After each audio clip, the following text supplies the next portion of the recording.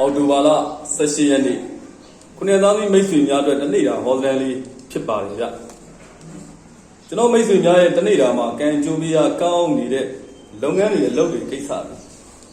တနေ့တာကံကောင်းလက်ရှင်စီဖို့အတွက်အားပြုဝစ်စင်သုံးဆွဲသင့်တဲ့အကြောင်းကလေးတွေကံကောင်းလက်ရှင်စီတဲ့ကဏ္ဍတွေနံပါတ်တွေကိုယ့်ရဲ့ရောင်းကုန်ပစ္စည်းတွေလုပ်ငန်းသုံးပစ္စည်းတွေရောင်းအားတွေတက်စေဖို့လုပ်ငန်းတွေတိုးတက်စေဖို့အတွက်ပြုလုပ်သင့်တဲ့ရရာတနေ့တာကံရရဲ့အထောက်ပံ့တွေရရှိစေဖို့အတွက်လှုံ့ဆော်သင့်တဲ့ရရာလေးတွေစသဖြင့်ကျွန်တော်နေ့စဉ်ကြိုးစားပြီးတော့တင်ဆက်ပေးနေပါတယ်ဗျမိတ်ဆွေခုနှစ်သားသမီးပေါင်းတိုးတက်ကြီးပွားအောင်မြင်ပြည့်စုံနိုင်ကြပါစေမိမိကိုယ်ကိုယ်လည်းကောင်းတည်တဲ့ကောင်းအောင်ရွတ်ဆောင်တော်မူနိုင်ကြပါစေလို့ဆုတောင်းမေတ္တာပို့တာအပ်ပါတယ်ခင်ဗျာဒီနေ့2025ခုအောက်တိုဘာလ18ရက်စနေနေ့တနေ့စာအတွက်တနေ့တာဟောစတန်လေးဖြစ်ပါတယ်ဗျဒီနေ့ဟာခုနှစ်သားသမီးမိတ်ဆွေများအနေနဲ့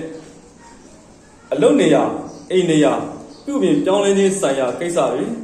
အထက်လူကြီးကြီးကဲသူလူကြီးသူမများနဲ့ပေါင်းဆက်ညှိနှိုင်းလုပ်ကံရတဲ့အလုပ်တွေရွှေလျှက်စစ်ပစ္စည်းအလှပြင်ပစ္စည်းအယောင်းဝယ်လုပ်ငန်းတွေပြုလုပ်ဆောင်ရွက်တဲ့နေ့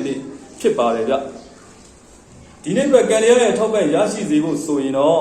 အနီရောင်အစိမ်းရောင်များများပါတဲ့အဝိစားသုံးဆောင်တွေကိုအားပြုဝစ်စင်သုံးဆွဲသင့်ပါတယ်ဒီနေ့တနေ့သာအတွက်ကံကောင်းလက်ရှင်စေတဲ့ကဏ္ဍတွေနံပါတ်တွေကတော့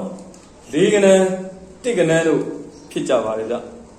ဒီနေ့မှာမိတ်ဆွေတို့ရဲ့ရောင်းကုန်ပစ္စည်းတွေရောင်းအားတွေတက်စေဖို့လုပ်ငန်းတွေတိုးတက်စေဖို့ဆိုရင်တော့